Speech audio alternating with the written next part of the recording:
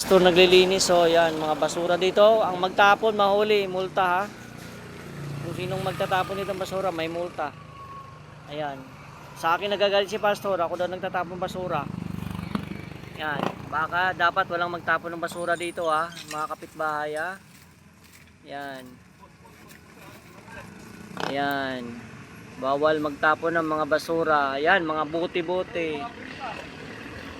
Ayan. Ayan, nilinis ni pastor dito. Ayan. Yan, 5 sako na nakuha ni pastor.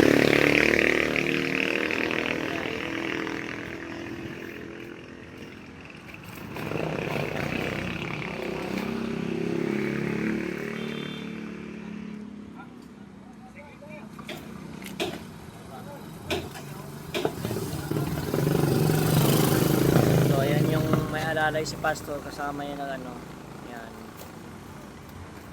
Ilan na? 6 na sako na pala oh. Mga basa-basura oh.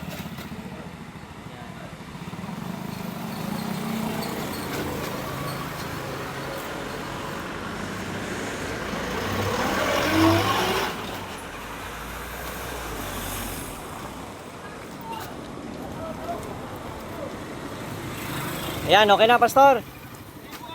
Sige pa?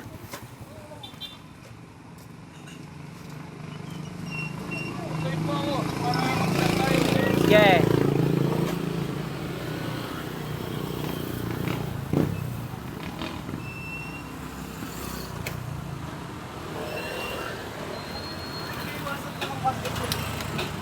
Bukas baka may pick up basura, Martes eh.